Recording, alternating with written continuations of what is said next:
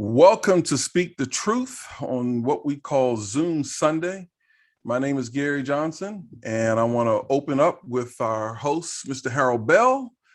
He was a 2020 National Association of Black Journalists Award winner, specifically the Pioneer Award winner. And with Chris Johnson, our co-host here, who's our all things youth and progressive views. We have a guest here, Mr. Lawrence Lucas, who will give him some airtime, but we want to start off with Facebook. I'm Gary Johnson, and I'm just going to kind of be the facilitator, and the four of us are going to rock it here. So let's talk about what's going on with Facebook. And let's kick it off here and go for it. Content, I think, has it's very complicated because user-generated content is something that companies have less control over. They have 100% control over their algorithms. And Facebook should not get a free pass on choices it makes to prioritize growth and virality and reactiveness over public safety. They shouldn't get a free pass on that because they're paying for their profits right now with our safety. America has faced hard. Okay, so CJ, talk to us. What's going on with Facebook? Nothing new, honestly. The hearings are basically about Facebook putting their putting profits over everything else, over, as they said in the clip, public safety and things like that. But that's what they're a corporation. They're a private corporation. That's what private corporations do. That's the whole purpose of them, is to fuel growth and fuel profit. So they're not in the business of public safety. They're in the business of growing their Facebook business. So it's kind of ridiculous unless the government wants to regulate them and make them a public utility, like, water and, electricity and things like that, because the internet and social media has become that essential. So if you want to make it a public utility, that's one thing. But if not, you can't be mad at a private company for acting like every other private company, which is to prioritize growth over people. Like, say, Facebook is a social media company, not a public safety company. Yeah, I agree there. The funny thing about this, the crooks on Facebook are going on the Hill to testify with the crooks on the Hill. So what do you have here, man? We got these corrupt folks, and I've been saying this for a long time. Facebook is nothing but a plantation, folks. It's been a plantation. It's still a plantation. They're like Robin Hood, but they steal from the poor to give to the powerful rich. That's what they're all about, man. So they blocked me off Facebook for what? I don't cuss. I don't very seldom use the N-word, but they blocked me off Facebook and never gave me a reason why they blocked me off Facebook. But I know why they blocked me off Facebook, because I tell the truth. I get information out that other folks don't give you. So they blocked me off, gave me no. And that's Harold, we don't see you no more. I don't own it. You understand? That's just like I've always said, man. Until the Lions hire their own public relations team, the glory of the hunt is gonna go to the hunter. Facebook is the hunter. We got people telling us about our history that have never walked our history, man. Never walked our history. And we got them telling us about our history. I'm glad to see that we got our brother, who is a regular participant here with us on Speak the Truth. He's been in the struggle, man, for over 4 decades with the Black farm. It's no doubt about it. He's a former teammate of mine at Spingarn High School, and we grew up in much the same neighborhood. And man, I'm very proud of him, man, because he has been in the struggle consistently. He don't go away for a year, 5 years, and then come back. He's been into it for a while. So I'd like to welcome to Speak the Truth, Mr. Lawrence Lucas. How you doing, Luke? I'm doing fine. Can you hear me? Yeah, we can hear you well, man. What's up? What's new? What's new? Well, I didn't know that that you want to be on, but I kind of am following your lead, that I can join anytime I want to. So I'm exercising your will. But that being said, what you have here with Facebook and the Congress is the fox watching the hen house. And I think that's pretty clear that the both of them are guilty of, how can the government, this is the hypocrisy, how can the government now tell us that Facebook is doing it all wrong and Facebook is controlling what you see and what you hear, when we have the news media, both national and the politics of Washington, both Democrat and Republican, telling us that who we should vote for. And I think a decision for people to vote is who they vote for is on them. If they so chose not to vote, I don't think should be anybody running around the country telling people who don't want to vote to not vote. What you've got is you got Buttigieg now saying he's going to get out of the Democratic Party. I think that's the gentleman's name, ran for president. And he's saying, hey, wait a minute. I think we need a third party. And that's where he's going. So what I'm saying to you is there's a lot of hypocrisy. And Hurwitz broke this story. And now you have, I think it was Hurwitz, but anyway, I get the names mixed up. But now you have Facebook being challenged by the same people that control what you do, what you say, and what you get daily on Capitol Hill. Now, the question is, who do we trust? Who do we trust? And Harold, I'm gonna go back to you. I think I put out the questions about where we stand. Black farmers are suffering today because our leaders and the media and the editors for these medias, and remember what I said, the editors for these medias who control, even if an article is written as thorough as some I have seen, and then when I see what they publish and what they say is nothing like what we said and what we thought we knew was going to be said.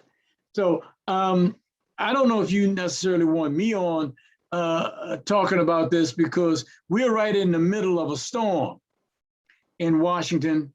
And the storm is saying that the Democrats that wrote this new bill, the reconciliation, which Congress does and give out money to rich white people and give black folks nothing. This reconciliation bill does not have in it, and it was leaked, and I think I mentioned it maybe a week or so ago, it was leaked by a Republican saying what the House Ag Committee has done is taken black farmers out of the equation when it comes down to debt relief that's being paid by this bill that Biden and the Congress is saying they want us to go along with. Now, that's my take on it, and that is about as close to the truth as I know. Gary? Hey, Mr. Lucas, I wanted to, I know we got a jammed topic today, but I do want to let people know about, and you can tell me about the importance of it. They can watch a video on YouTube that's titled "The Department of Agriculture Set Black Farmers Up to Fail Again." Can you say a little bit just briefly about that video? Or are you familiar with that? I'm familiar somewhat of the video. I think I may have even sent it to you. I think the video clearly indicates that, are you talking about the one that was done by a young lady in California? Yeah, I think that's the one. She was reading a letter that we sent to Vilsap. Yeah. Okay. That is about as close to the truth as you can get. And what she said in that video is about as close to the truth as you can get. I just never thought that our letter will end up in somebody's hands that 20, 30, or 40% of it is being talked about in California. And, but that was sent to me by a young lady from the Department of Justice who asked me to participate in a reparations. Can you hear me? Yes. Okay, because some things are popping on my screen that I don't know where it's coming from. Oh, that, okay, Yvette Cornell. And she is saying in so many words, the truth about what really goes on in Washington. And she read from our letter. And what I'm saying to you is that the letter that she was reading from is a letter that we did write. And it is as factual as you can possibly get as to what's going on in the politics of Washington, both Democrat and Republican, and I'm blaming mostly Democrats for failing to make sure that Black farmers get debt relief in this bill while they're paying billions of dollars out to white farmers. You know, Okay. I want to, chirp in here. There was a piece, Lawrence, I think I might have brought to your attention or not, how they, in the news, this is how hypocritical all this stuff is, of an 11-year-old Black farmer who's been certified to become a farmer. But here, she probably is not aware of the trials and tribulations that the adults Black farmers are going through, She's never going to get any satisfaction, probably. I know she probably wants to feed the hungry and all that other stuff, but she's never really going to be able to have an impact as long as there are people like Right.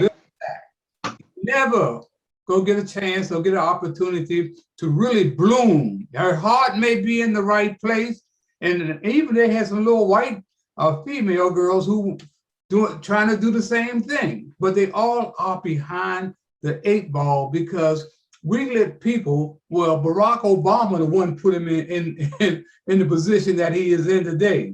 This is his 3rd term, man, doing the same thing over and over again. So you ask, like you always ask, who can you trust?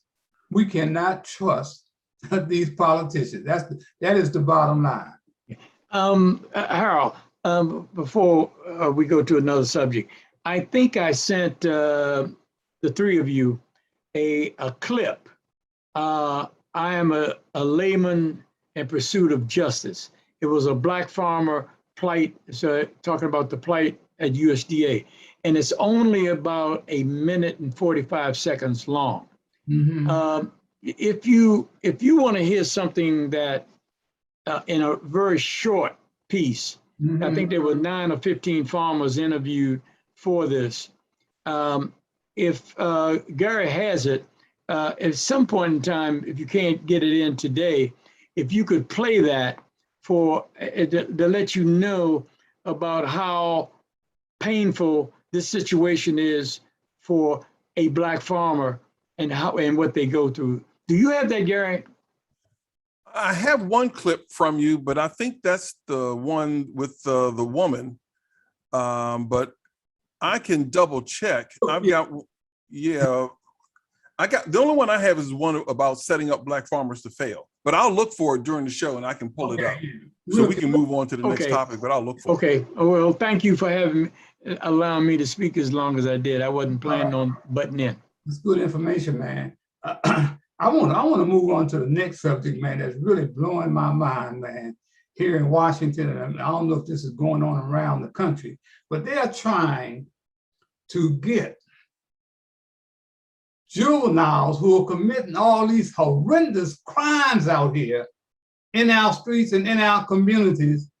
They don't want to sentence them as adults. When he was a so-called drug kingpin, I was still here in the area here, but he came along after in 1986. I was out there with some of the drug boys who were really kingpins, and got the thugs, and I'm talking about people like Slippery Jackson and Zach and Note and Dog Turner, Philadelphia Jake. These were guys that were really out there in the life.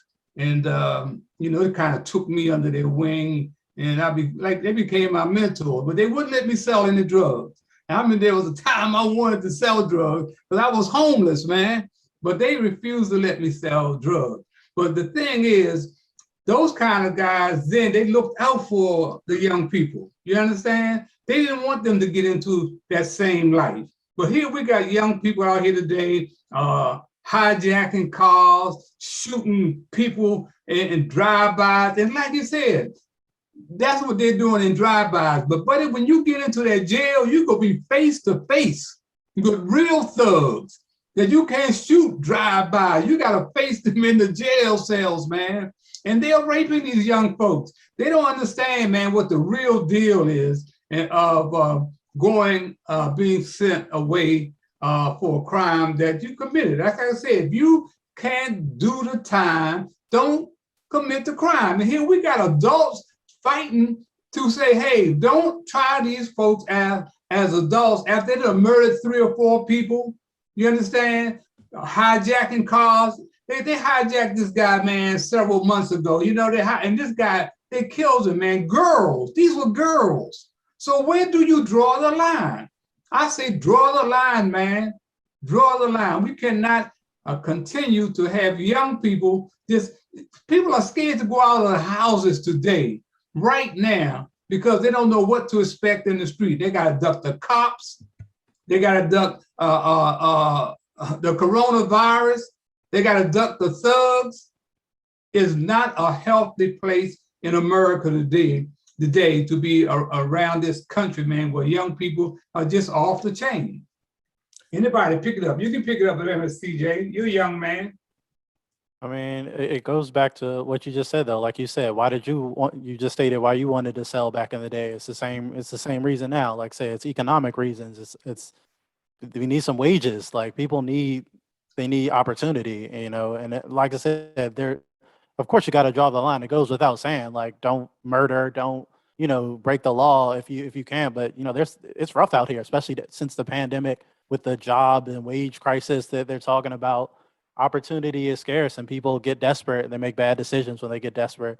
And it's a system that is funneling mostly people that look like us into that prison system, into those circumstances. So it's a larger issue, but yeah, personal responsibility that's still a factor. I mean, you still, like you said, you were able to avoid it. A lot of other people are able to avoid, you know, those type of situations, but at the same time, there still needs to be a larger discussion and a larger way to actually address the root of what is causing most of this crime. You're not going to get rid of all of it. There's going to be an outlier of just some crazy people doing some crazy things, but systematically, if you don't address the poverty and the lack of material resources in certain areas, mostly areas that look like us, then this is going to continue to be a problem perpetually, systematically.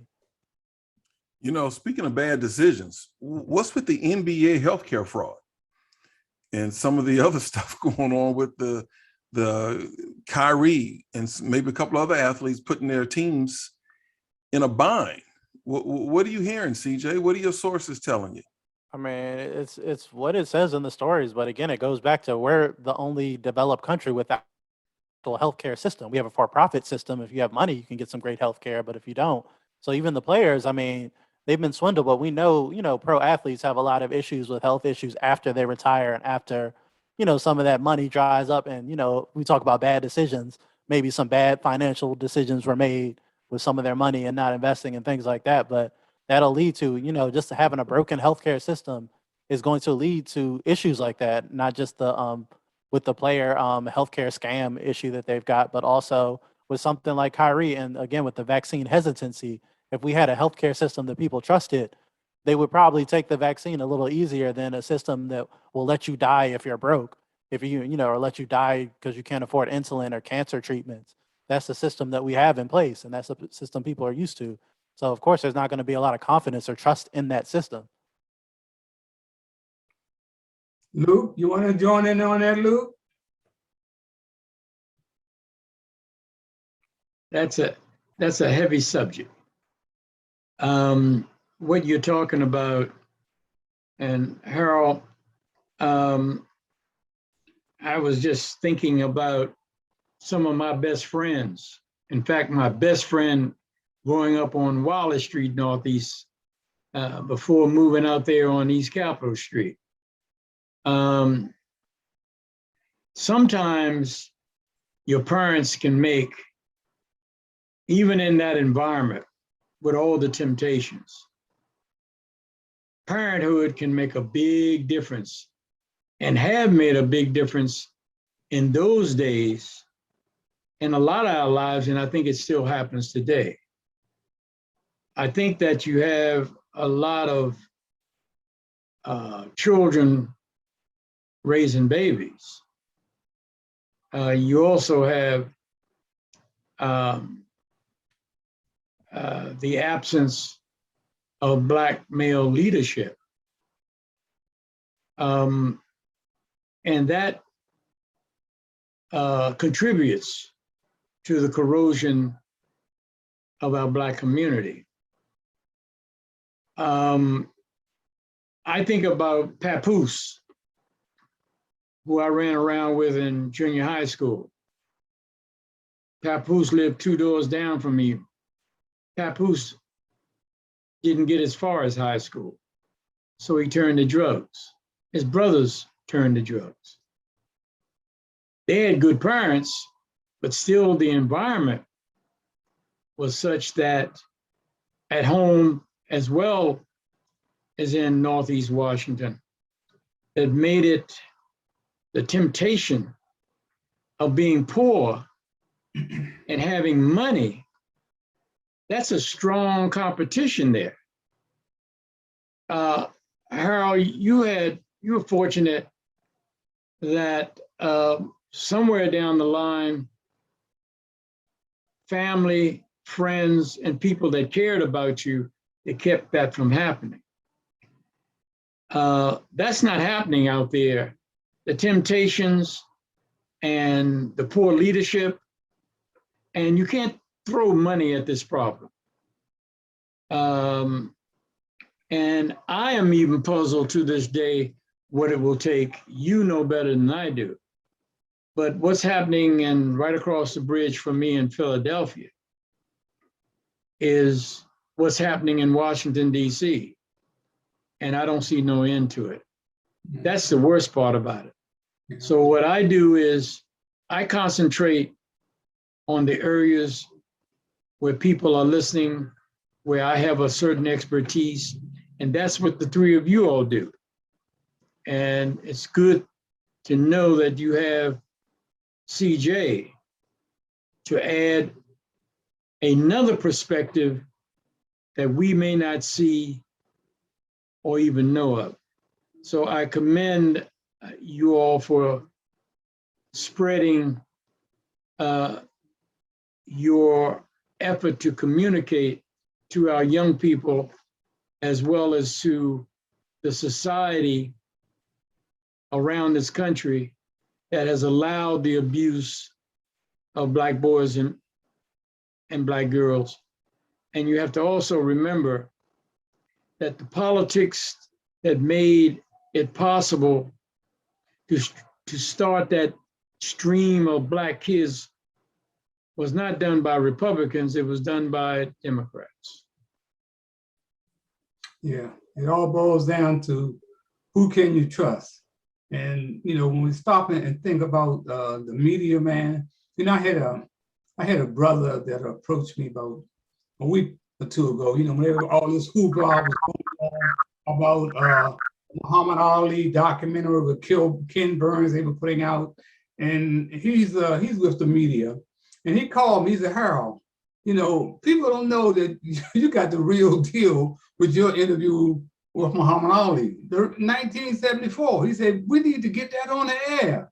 He said, I'd like to get that on the air, man. And I said, man, I said, good luck. You can do it if you want. But I knew what the deal was and who he was working for. They weren't gonna allow that to go on the air because they got to hang up with Harold Bell because I tell the truth.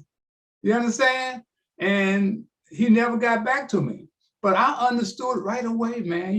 They're not gonna allow you to put this great historical piece on Muhammad Ali and my relationship with Muhammad Ali, the greatest really athlete in the world, one of the greatest human beings. They don't want me to be associated with him, even though it's too late. But that's the kind of media that we got going on today. These young people, you've seen a lot of black faces on the media, on 4, 5, 7, 9, CNN, but they don't make no decisions. They don't make no decisions. The editors make the decisions. The most segregated institution in America, besides a church on Sunday, is a media press room at Deadline. That's right. It's hard to find a black face, and we don't understand that. So the media is one of the big problems that we got going on. And while we can't corral our children because of what they're seeing, you know, that people don't read newspapers no more. They get it all from Google and internet and everything else. And these young folks, man, are not being told the truth. They're not, the leadership is terrible. The leadership is terrible. Well, let's move on, man. There was one other thing while we're talking about sports too.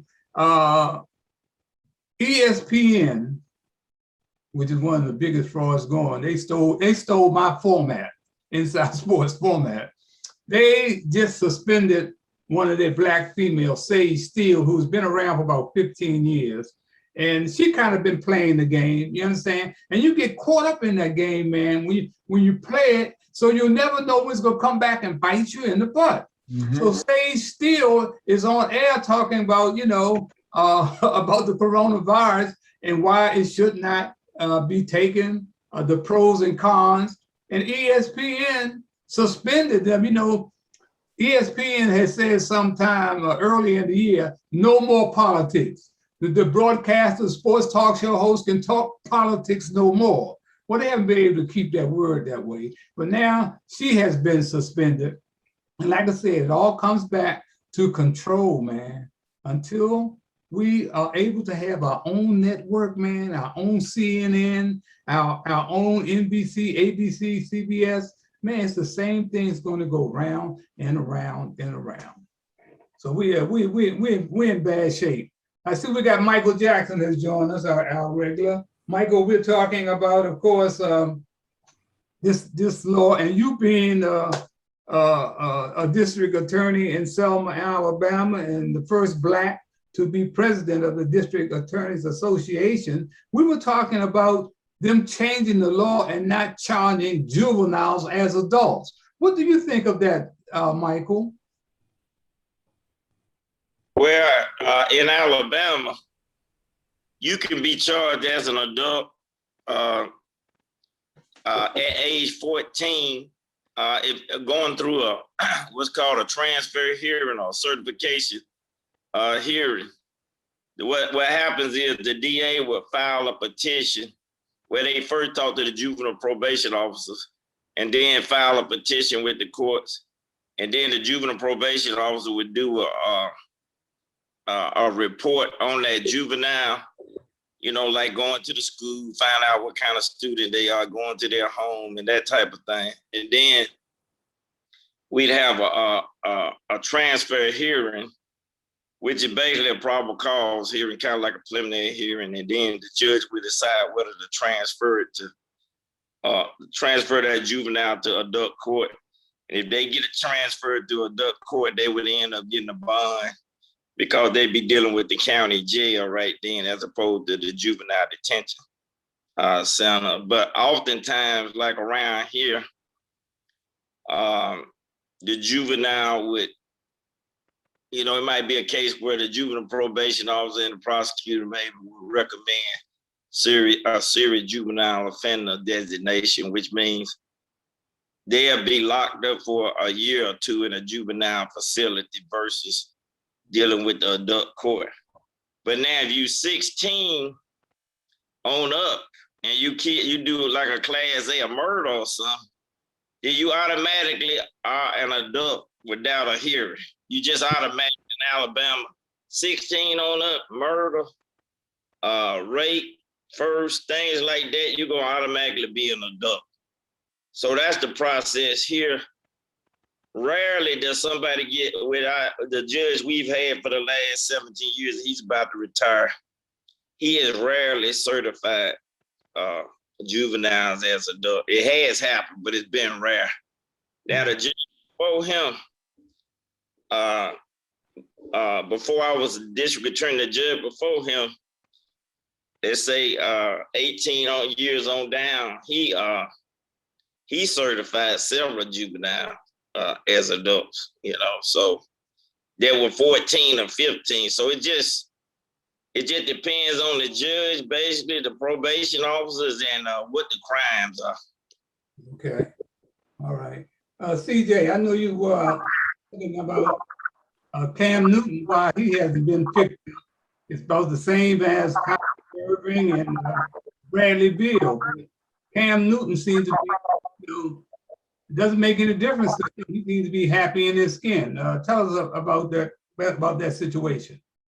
Like I said, yeah, I think it's just partly that, and then just so late in the game that he got cut that he's not able to, a lot of teams, you have to kind of rework your offense for a quarterback like Cam Newton who runs and a lot of different run packages. So it's that. And, I always feel like the black quarterbacks never get those second and third and fourth chances that a lot of other quarterbacks seem to get, where they just seem to bounce around forever. I mean, Ryan Fitzpatrick, the quarterback for the Washington football team now, feel like he's been on half the teams in the league and been mediocre his entire career. But, a black quarterback has one bad year, then all of a sudden they're just never to be seen again.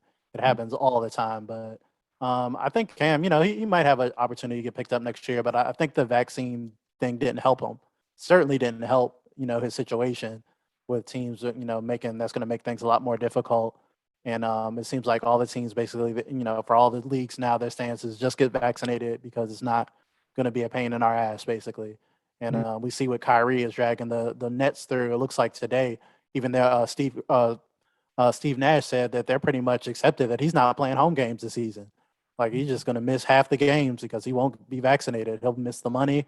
They'll have to figure it out. He won't be traded because he said he'll retire if he's traded. So that's basically going to kill all his trade value. So he's put them in an incredibly tough spot of just one player is basically bullying the team and saying, I know everyone else is vaccinated and took one for the team, but I'm not going to do it. And I'm going to sit out half the year. And if they say I can't play home games, you guys are going to have to deal with that without me. And it's really hasn't seen anything like that so far, which, a star player just holding out to that extent.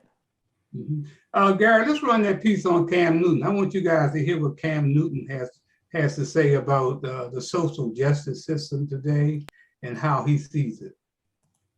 Thoughts on this police brutality and the knee that Cap took in 2017 and what that meant to you as a black man, as a black quarterback, as a black father, as a black business owner in America?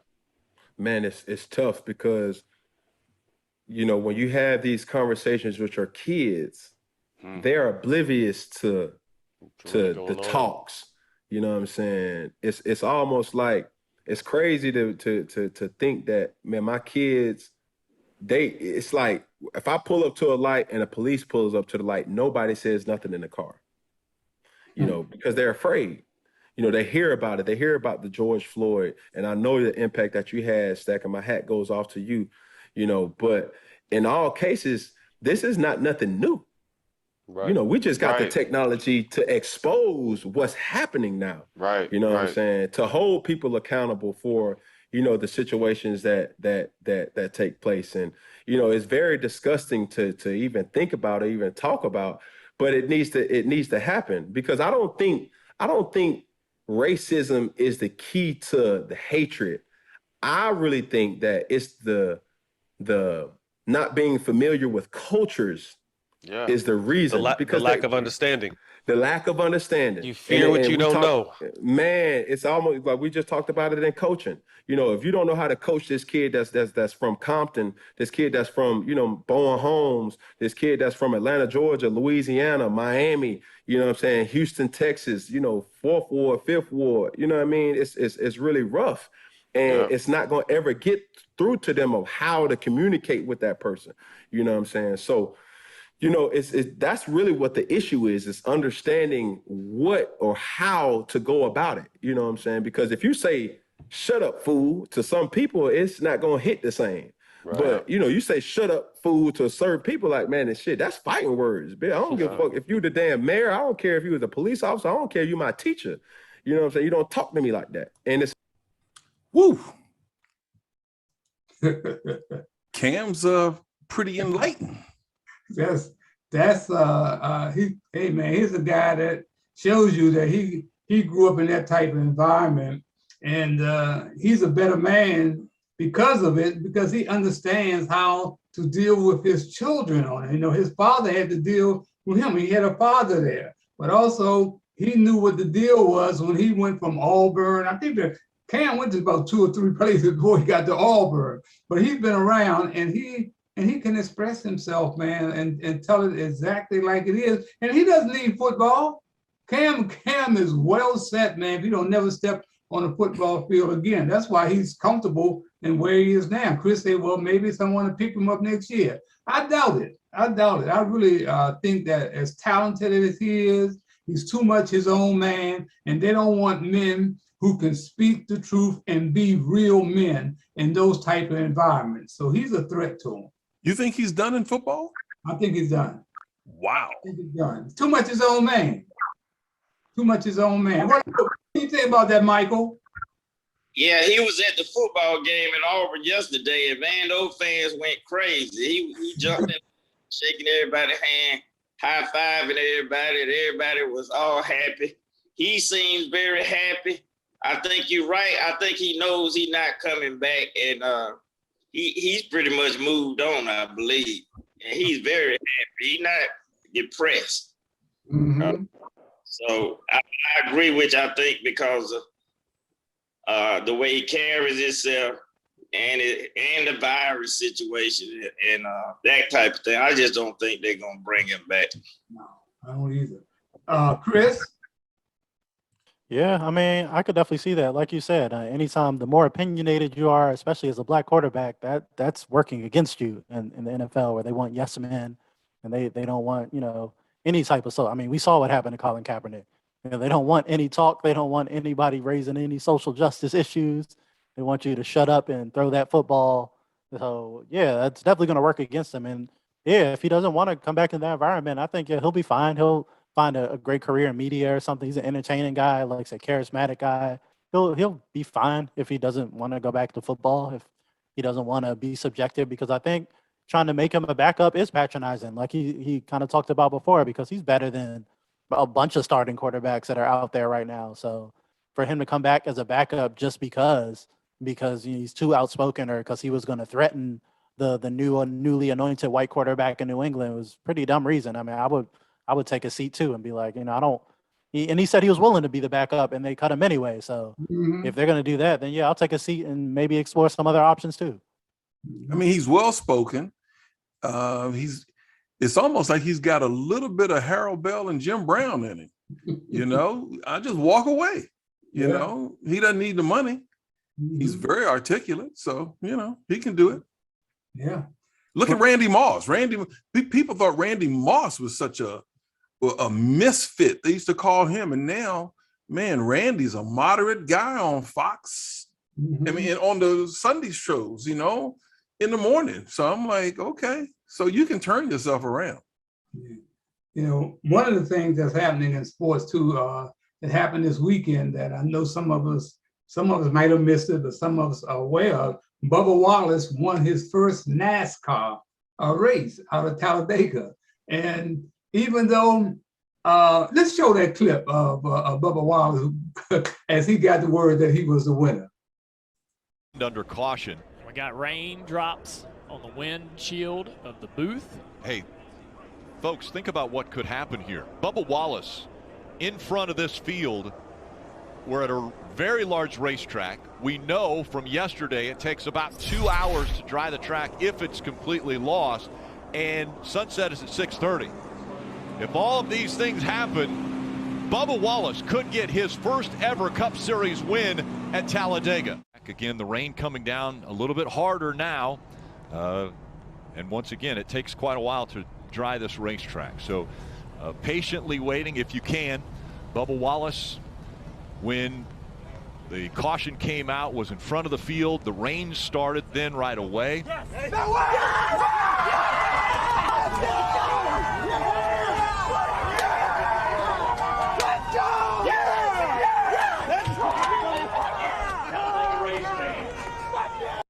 You think they're happy? Wow. That's fantastic, man. A win is a win, right? Yeah, a win is a win, man. He was ahead. You know, I saw him on an interview with a young lady. I don't know who she was, but he said, man, you know, despite the success, that they're still hating on him. You know, the racism never goes away, man. It's gonna always be there. You know, no matter how big you get or how big you think you are, if you're black, man, you got to get back. So I wish him all the luck, because he's in a dangerous sport, man. It's a dangerous sport, man. This bro got a lot of courage out there. And because almost everybody out there is white. It's white, man. So he's running against the wind, against the odds. And he came out on top, man. So more power to him. What do you think, CJ? Basically what you said, more power to him. Good to, yeah, I love to see him, you know, come on top in a sport like that. I mean, more power to him. Yeah, you gotta recognize greatness, even if you're racist. That's right. Michael, what'd you say, Michael? Well, y'all know Michael Jordan is the owner of the team. He took recently, which is a good thing now. Bubba has won, but he came in second place in Daytona years ago and almost won. But he won in Alabama. He's from Mobile, Alabama, Bubba Wallace, and so he was happy he won in Alabama. But he just barely missed the playoffs, but just barely. And so he's been doing fairly well. But after this win, he's gonna probably do a lot better. Right. CJ, you had a topic that you wanted to deal with about this senator who's a constructionist, and that she was followed into the bathroom. Tell us about that. Gary, you got that? Yeah. Maybe we run the video first and CJ come back. Okay, let's see. Let's see what we got here. Yeah, let's run this. All right, here we go. Kirsten Sinema confronted in a way that she probably never expected on her way to the ladies' room. So that we want to talk to you real quick. Actually, I am heading out. As she heads into the bathroom on the campus of Arizona State University, she's followed right in. We knocked on doors for you to get you elected. There, they wait and wait. Yep, they're still there when she comes out of the stall. Senator Sinema is calling the incident unacceptable. And so is President Biden. Senator Sinema last night was chased into a restroom. Do you think that those tactics are crossing a line? I don't think they're appropriate tactics, but it happens to everybody. From the only people it doesn't happen to are people who have Secret Service standing around them. The moderate Democrat has come under fire by left-wing Democrats for not supporting the president's Build Back Better plan, which she says is too expensive. And it's safe to say the U.S. Senate has never seen anyone like her before. She's made quite the presence with her colorful wigs and bright outfits. Over the weekend, she got the full Saturday Night Live treatment. Look, as a wine-drinking bisexual triathlete, I know what the average American wants. They want to be put on hold when they call 911.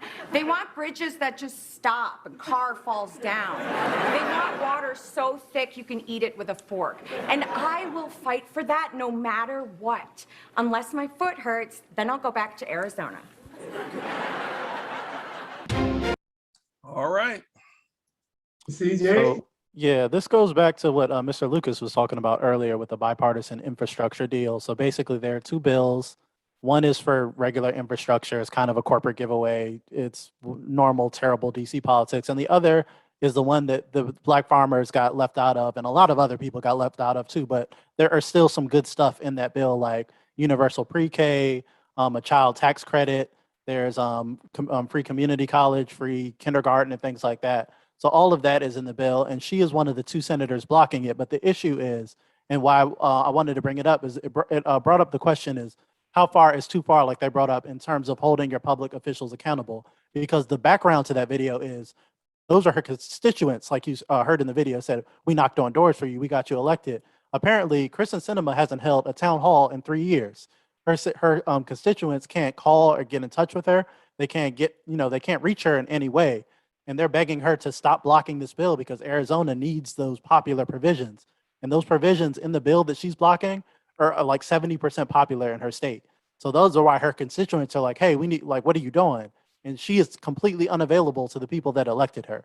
So how far is too far? If you have an elected representative literally ignoring you, who you put into office, who is voting against your interests, one of the things she's voting against is lower prescription drug prices, which is like 90% popular in America. I don't think many people are going to argue against lower prescription drug prices. She just got $750,000 from Big Pharma last week, and they ran ads for her. And then she's blocking lower prescription drug prices. What a coincidence. She nearly gets $1 million from pharmaceutical companies.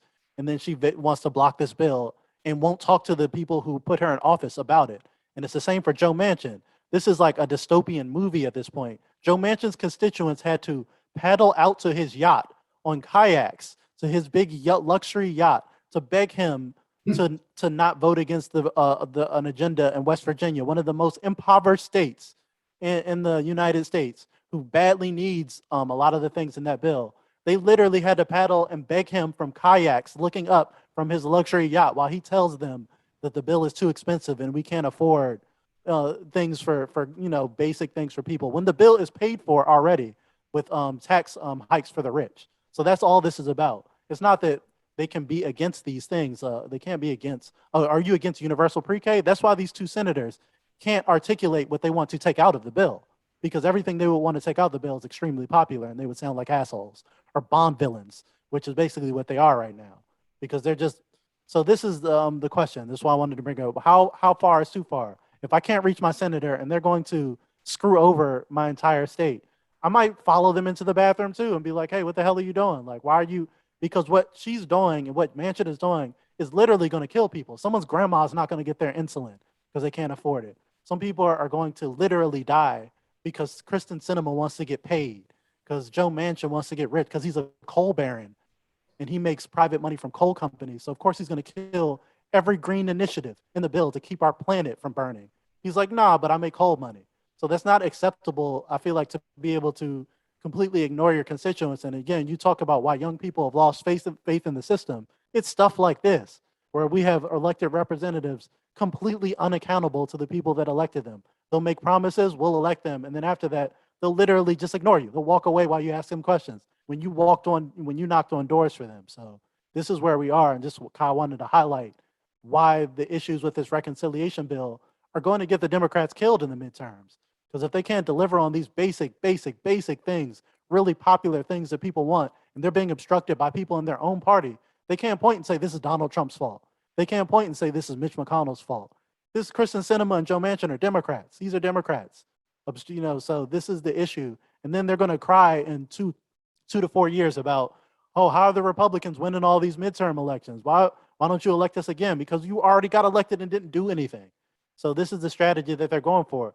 I literally saw a story today on CNN where Democratic strategists have a brilliant new strategy of maybe we should do some of the popular things that people want. Like, this is breaking news to them. Like, this was a real story. It wasn't satire. They're like, this is, you know what we should do? Maybe we should come through on some of this popular stuff. Like, how are you, these people are getting 6-figure salaries to come up with this stuff. Mm-hmm. It's crazy. All right, Michael, come on in here. How you feel about all this stuff? Who can you trust, Michael? Democrats or Republicans? Well, I have a long thing to say about all this. I don't agree with following somebody in the bathroom with camera. Now, I don't, because what you're doing is you're getting sympathy for this lady. Having said, they should have just stopped at the bathroom door, waited for her to come back out, and then get back on. But this lady won't tell anybody what she will accept. You know, they keep asking her, well, what will you accept? She won't tell them. So how can you even negotiate with somebody that won't tell you what they want, which makes it difficult? But the Democrats are just the weirdest folks on how they govern. They always take, they'll take a pen to a knife fight or take a knife to a gun fight. They just don't know how to, they don't know how to maneuver with the tools they have. This is ridiculous that they can't pass this stuff when they don't understand. If you're gonna be a Republican, you need to just don't join the Republican Party, because people are not gonna vote for a fake Republican. They're gonna be out of office one day, these folks, because a Republican is gonna run against them and beat them. People ain't gonna, they're not gonna, for the most part, vote for a counterfeit Republican. And that's what this lady and the West Virginia guy that understand. They're gonna get bit at some point trying to be a counterfeit Republican. But at least the West Virginia guy tell these folk what he want, how much they gotta cut it down. And this lady won't even tell folk that. And then she wears all these outfits and fake wigs and all, and this and that. You just wonder about what's going on with this lady. I think before you come back in, CJ, see you want to jump in. Looks like they're setting things up, man, for Donald Trump to come back in here. Because I'm telling you, if Republicans win Virginia, man, Donald Trump is back. Because Terry McAuliffe, who I think really should be the governor, this guy has a hell of a record, and when it comes to equal opportunity and the reentry program for prisoners and everything. And this guy Young can say the reason that he's running because of Donald Trump. He made it clear, and they are running neck and neck, which does not sound good for Terry McAuliffe. And that's what I see happening, man. That if they take the state of Virginia, it's gonna roll. It will be like a roller coaster, man. The Democrats, man, we're in trouble. Those of us who call ourselves Democrats, we are in real trouble. Okay, CJ. No, I was just going to jump into certain things. Like, I'm glad that Mr. Jackson brought up the point that it would garner sympathy for her. It actually didn't. It started to, and then it actually did the opposite, which I was actually thankful that the media did their jobs for once, because like you said, it highlighted that she's not even giving demands of what she wants. So it's just like, okay, she's unreachable. Her constituents can't reach her. And then it's like, okay, what do you want in the bill? Okay, what do you object to? She doesn't object to anything. She just bought and paid for. You know who can reach her? She left DC to go do a $5,000 a plate fundraiser for her donors. Those people can reach her. If you got $5,000, $8,000, you could talk to Kristen Sinema and get her ear. But if you're just a regular voter, a peasant, then she has no time for you. So I think it really highlighted exactly actually how corrupt she is, that her constituents have to chase her into a bathroom stall and still get no answers. And that's how our democracy is functioning right now. So that's the kind of silver lining, that they're actually absolutely so corrupt and inept. It's actually forcing the media to do their job and be like, well, wait a minute.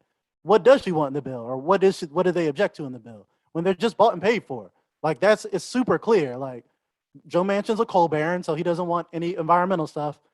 Kristen Sinema's swimming in big pharma money, and she wants higher prescription drug prices and things like that. So these are obvious correlations that is forcing people to ask the obvious question of, like, why doesn't our government function? Why isn't our democracy going to be a functioning one? And like you said, Mr. Bell, this is just leaving the door wide open for it. Even if it's not Trump himself, whoever the next Trump is, or the next crazy psycho Republican racist is going to walk right into the door easily, because Joe Biden is going to have wasted 4 years not helping people when he had tons of power to do so. And that's all that the Republicans are going to run on those hit ads for 2 years, 4 years, of how Joe Biden didn't raise the minimum wage, how Joe Biden didn't do a lot of the forgive student loan debt, how Joe Biden, depending on how this bill goes and how many people get left out of it, like the black farmers are seeming to get left out of it. There's going to be more people. So whoever else gets left out of reconciliation bill, those are going to be hitting points that are just going to be slam dunks for the Republicans, who could just sit back and watch the Democrats implode because they don't know how to govern.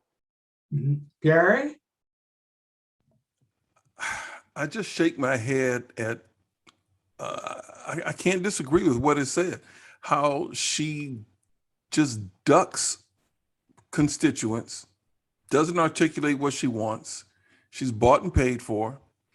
Yeah, but the thought of another radical or Trump himself trying to come back, he should be in an orange jumpsuit, but That's not going to happen anytime soon, if at all. But I just can't figure it out. I just can't figure it out. Yeah, I'm going to go to something, man, that I want to get you guys' opinion on.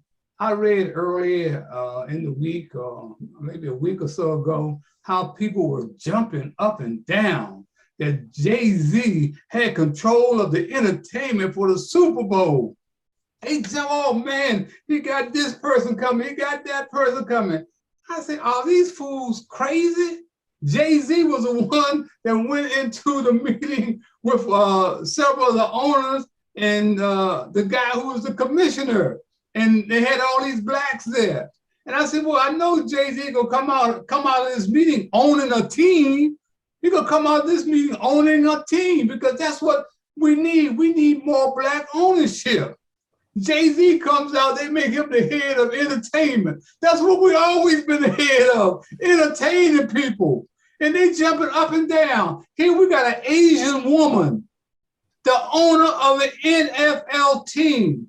How many Asians do we have playing in the NFL? Can you name one? But she's the owner of an NFL team, and these brothers and sisters are jumping up and down, talking about Jay-Z, man, got control of the entertainment. Will somebody please explain that to me, because I don't understand.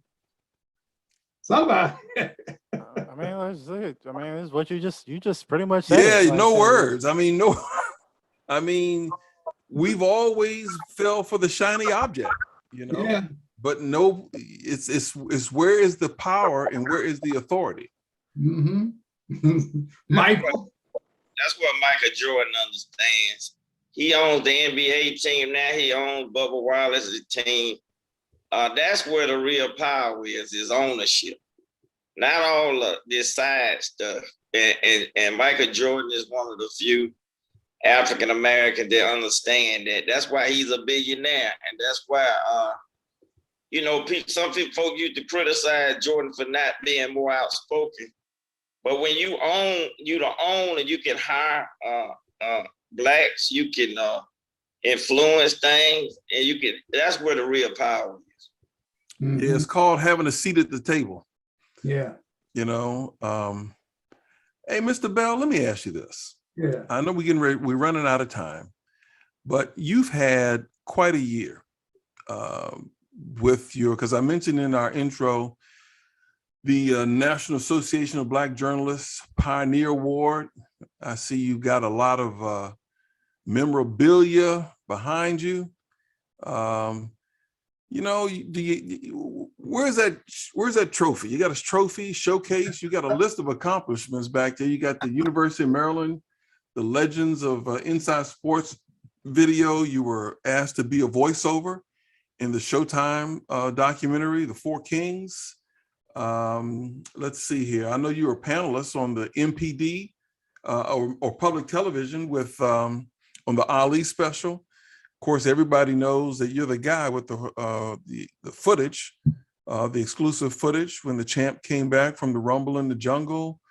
You've been married for 53 years. Not only 53 years, but you've been married 53 years to the same woman. See, a lot of people can go 53 years, but to the same woman. You got the toy parties for Kids in Trouble, the anniversary Inside Sports.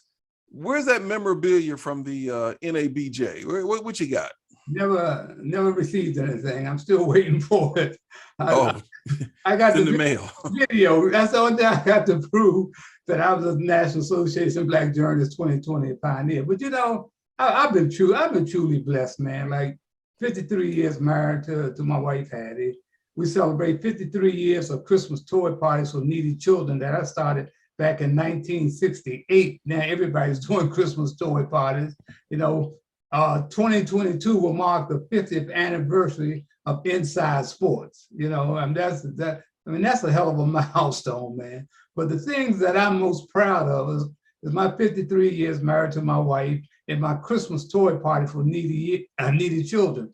I did 45 straight years, man, of toy parties without grants and loans, man. You understand? I had to hustle. I had my boys, like my hustler boys on the street, leaving envelopes of cash for me at different restaurants to buy toys for the kids. So it's that kind of thing, man, that's really that I feel that I've been blessed, man. Yeah, I've been at this stage of the game, I'm still having an impact. That's the key, to have guys like Michael come on Sundays whenever he has time, and CJ and Lucas, still having a voice, man, because that's what we need. We need to have more voices, but folks have got to understand, man, the politics are killing us, man. Our own people are killing us. Did you any of you guys see on television? I know Michael probably didn't see it, but Marion Bowser, our mayor, to remove the homeless from down in the Northeast, where I usually go by and see them under that tunnel all the time, had a bulldozer go down there and take up a tent with somebody inside. The mayor. You understand? This is a black mayor. How can it get any worse? We got Lightfoot out of Chicago selling out black people. And so a lot of folks thinking that we're being sold out right here in PG County by our county executive. A lot of folks won't say it, but that's the real deal, man. That's the problem. We're being sold out by our own people, man. So yeah, I still got a voice, man, and I'm still having an impact because, man, I didn't get here by myself. I had a lot of help, man. Those guys, those hustlers on the street, my high school coach, my grandmother, my mother, just name it all. I've been truly blessed, Gary. So no, I haven't received an award from National Association of Black Journalists yet. I guess they'll get it to me at my grave site. Well, COVID has slowed up the mail, so yeah, that's right. But speaking of COVID, man, we got 700,000 people dead in the United States. And it just blows my mind that Bradley Bill, Kyrie Irving, all these folks want to take the vaccine. I remember Tuskegee. I remember that. But man, this is 2021 heading into 2022, and we still having people not wanting to take the vaccine. They are firing first responders, man, because they're not taking the vaccine.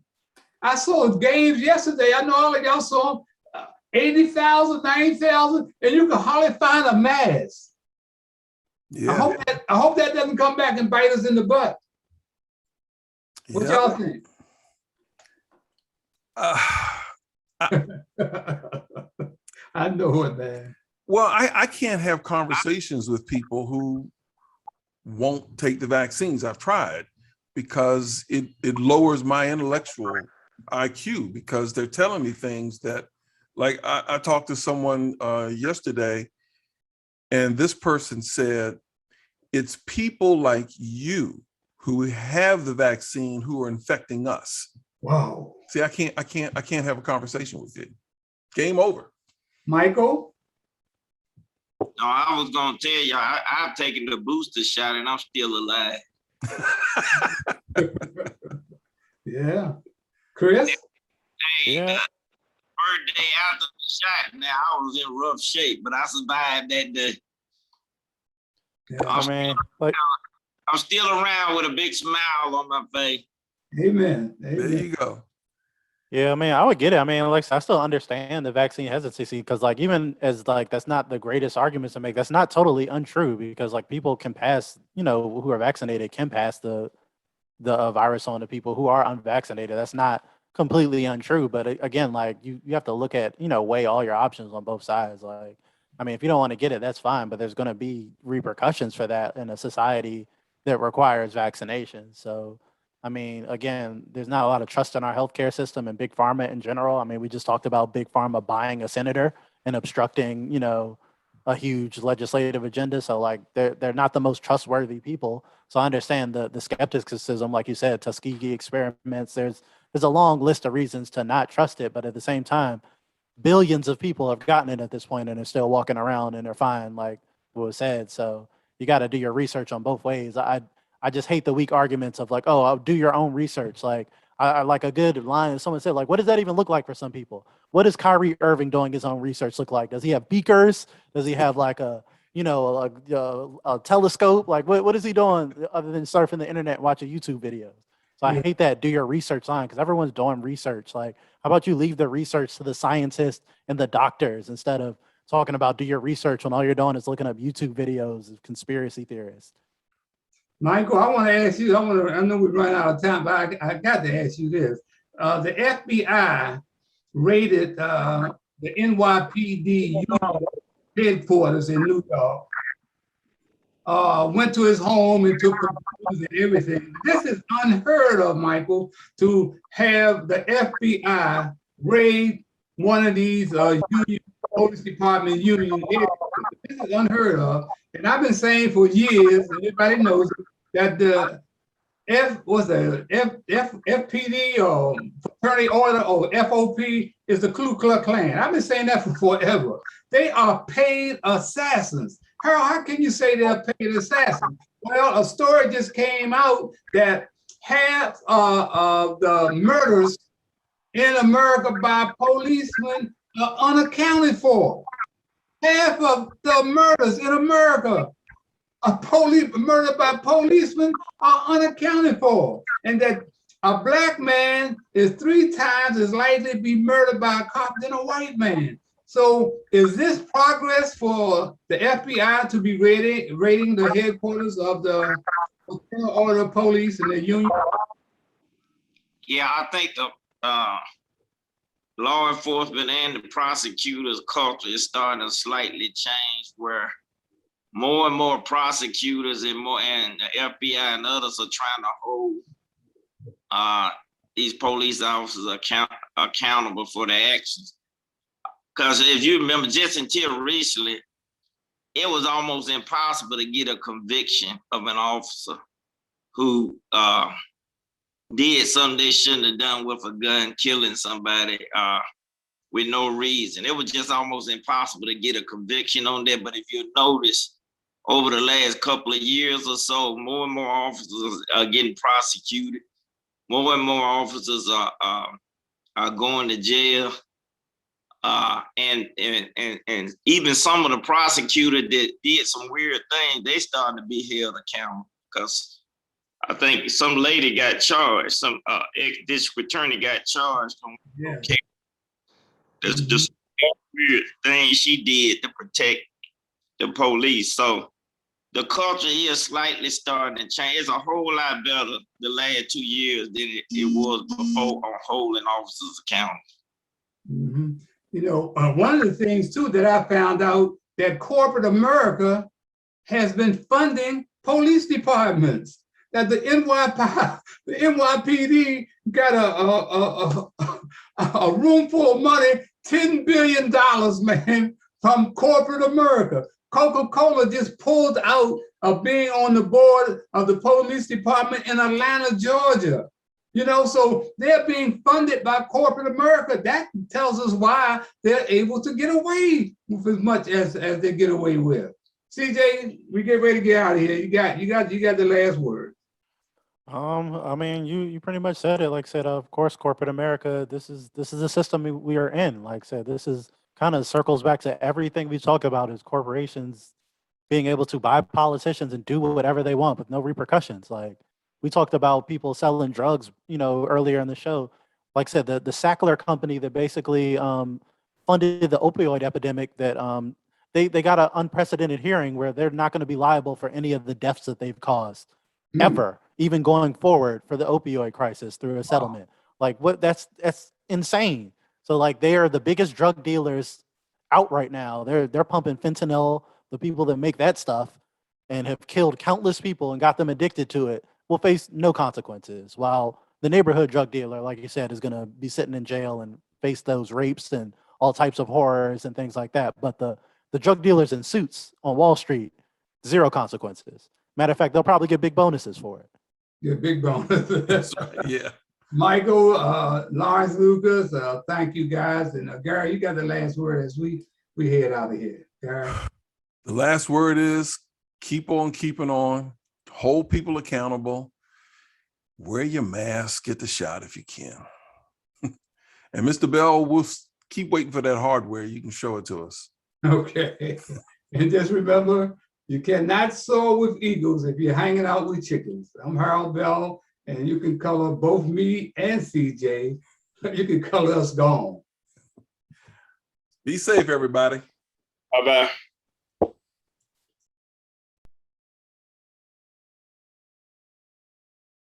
Hi, I'm Harold Bell. My wife Hattie and I found the nonprofit organization in 1968, shortly after the riots that almost destroyed my hometown, Washington, D.C.